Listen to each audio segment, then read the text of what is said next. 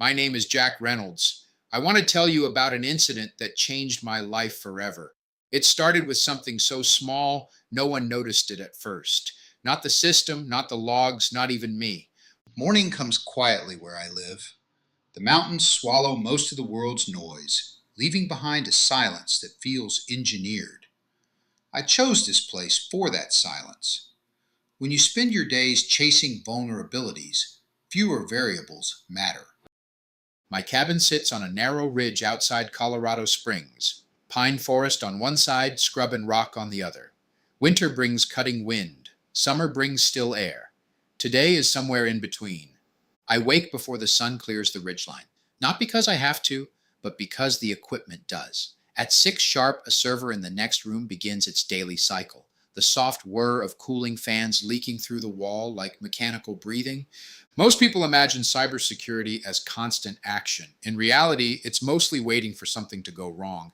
Eventually, I get up, pull on jeans, and head for the kitchen. The cabin is small, part home, part workspace. Coffee comes first. It always does. While the coffee brews, I step outside. Cold mountain air hits immediately, sunlight turning the frost into a dull shimmer. A raven complains somewhere down the slope.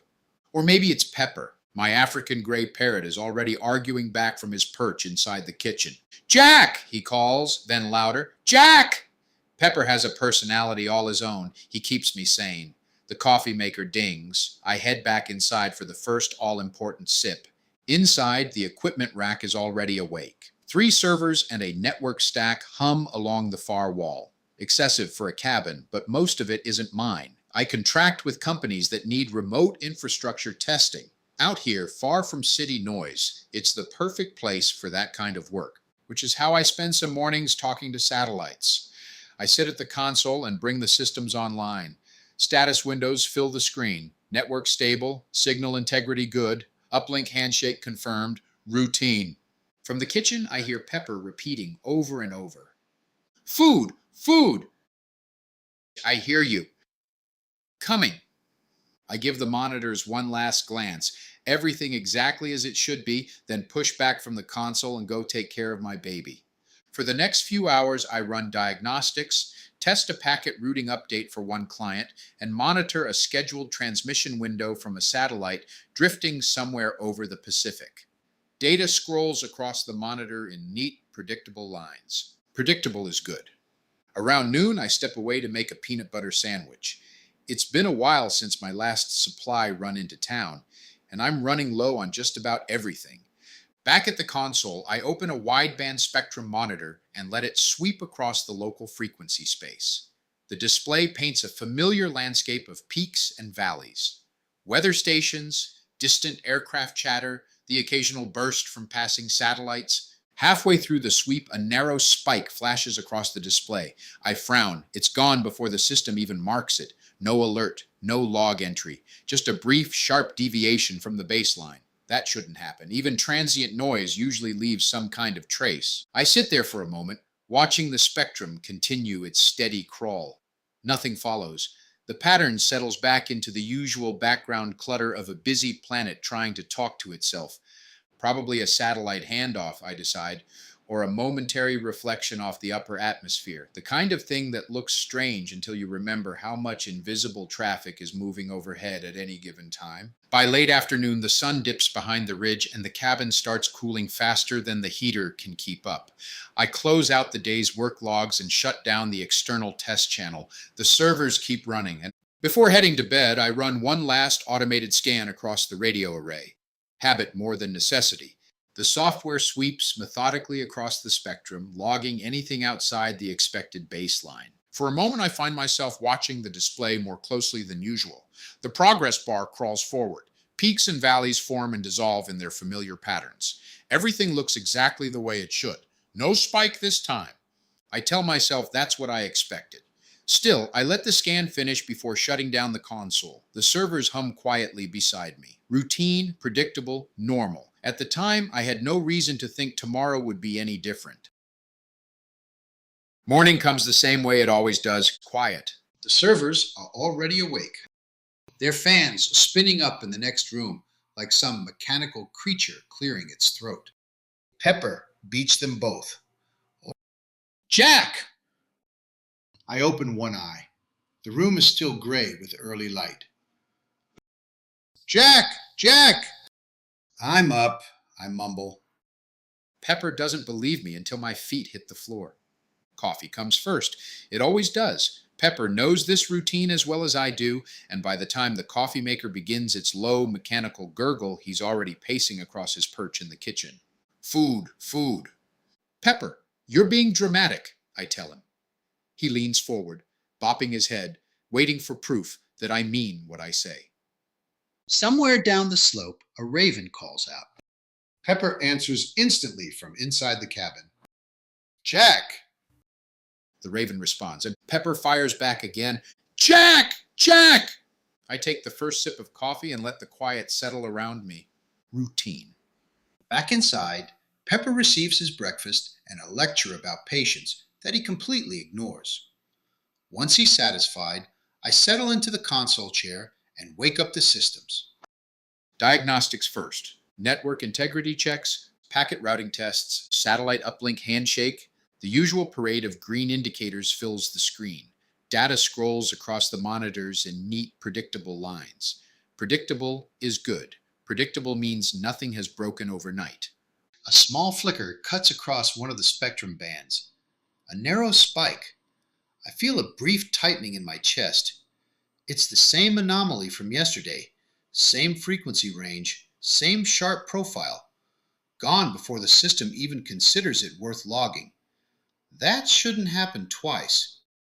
The morning slides into afternoon the way it usually does. Quiet work. The occasional interruption from Pepper demanding commentary on whatever he happens to be doing at the moment. Around midday, I'm halfway through reviewing a packet routing update when my phone rings. The caller ID makes me pause. Kessler Systems, they're one of my bigger clients. Government contracts, secure communications infrastructure. The kind of people who don't call unless something is actually wrong. I pick up. Jack here. Jack, it's Martin over at Kessler. What's up? I'm seeing activity inside our network. Something just appeared. What kind of activity?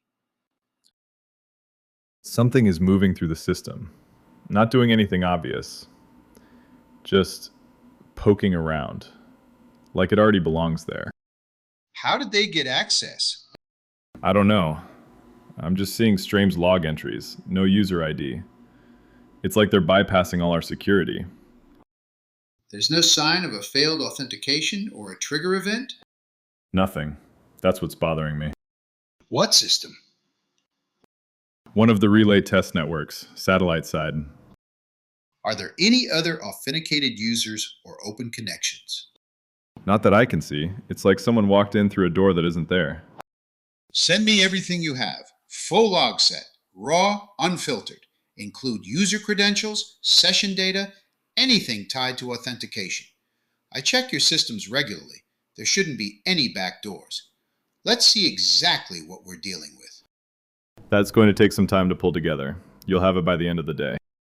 Thanks. I'll look them over as soon as they come in. I'll get back to you when I know more. Pepper chooses that moment to shout from the living room. Jack! Is that Pepper?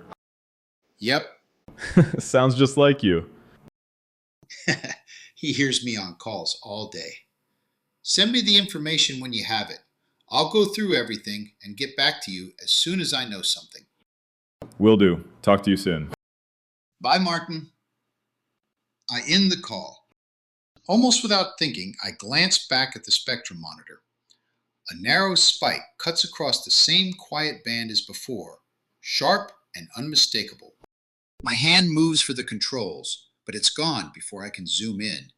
I stay there, staring at the screen, while the spectrum scrolls on like nothing happened.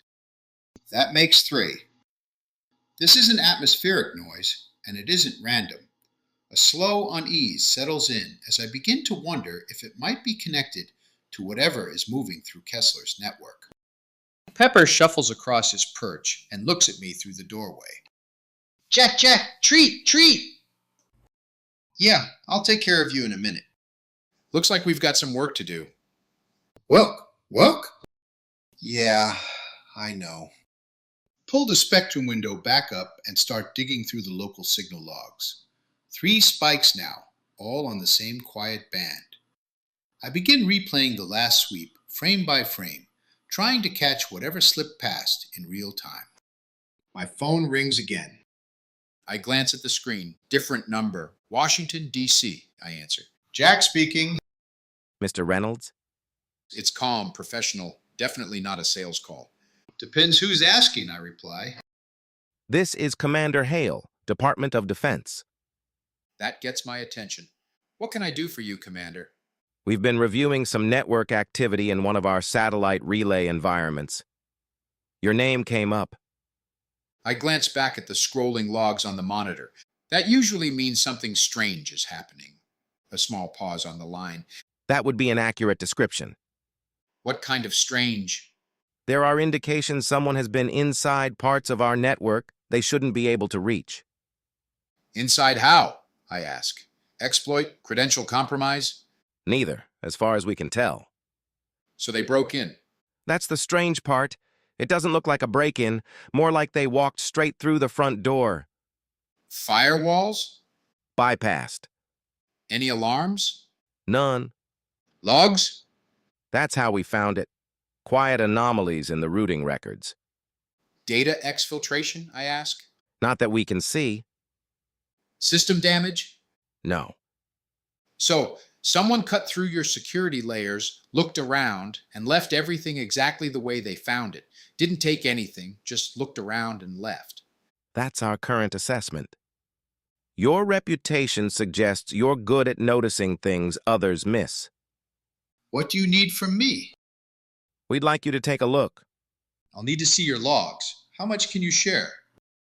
I've already confirmed your clearance. You're authorized for this level. That said, some of what we're seeing is compartmentalized. I'll send what I'm permitted to release. Understood. In the meantime, I'd recommend having your team review user access records. Look for unexpected entries, session anomalies, anything that doesn't belong. We're already starting down that path. Good. Send whatever you can through the secure channel. One more thing. Someone from accounting will be in touch. For now, we need you focused on the analysis. Understood. The call ends. I set the phone down slowly. 3 signal spikes, Kessler's network, and now a defense satellite. This is starting to look like a pattern. Yeah, I say quietly. Looks like we've got some homework. From across the kitchen, Pepper answers immediately. Homework, homework, homework. Yeah, this is starting to pile up. A notification chimes on the monitor. Incoming transfer. Commander Hale moves fast. I pull the files down and open the first set of logs. Routing tables, access records, handshake attempts across several relay nodes in their satellite network. The data scrolls across the screen in long columns of timestamps and packet identifiers.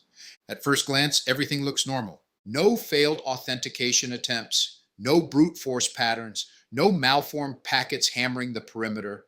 Whoever or whatever, didn't break anything. They simply walked through.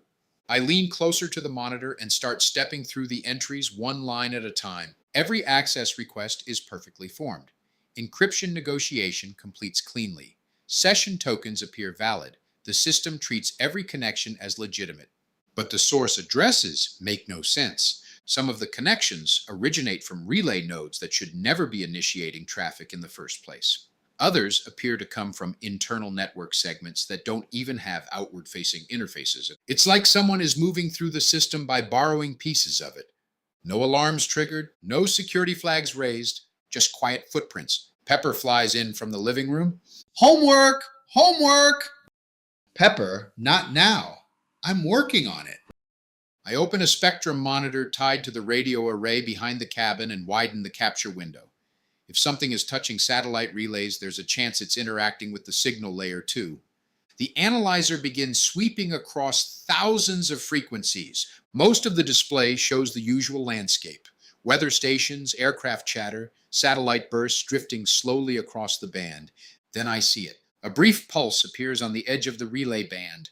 Gone almost immediately. I rewind the capture buffer and play it back. There it is again. A narrow, perfectly clean signal, too precise to be noise, too structured to be random. I isolate the waveform and overlay it against the relay handshake timing from the logs. The pulses line up, not with the data, with the timing. I zoom in further. The signal isn't transmitting commands, it's nudging the system at exactly the right moments. Tiny resonance points in the protocol timing, just enough to let the next step occur as if it had been authorized all along, not a break-in. A resonance. Whoever designed this didn't defeat the security layers, they let the system unlock itself. I sit back slowly. Pepper leans forward on his perch. Homework! Yeah, this one's interesting. Thanks for spending this chapter with me. If you enjoyed the story, take a moment to like the video. It really does help YouTube know the story is worth showing to more people.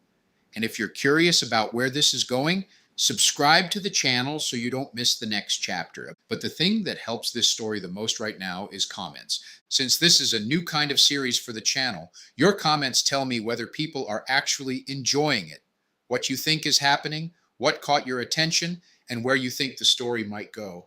I'll read every one of them, and trust me, some of the things coming up will give you plenty to talk about. The strange movement inside the system is only the beginning. Soon, Jack will realize the footprints aren't random. Something is learning, something is watching, and before long, the question won't be what is in the system. It will be what it wants. So if you have a theory, leave it in the comments. I'd really like to hear it, and I'll see you in the next chapter.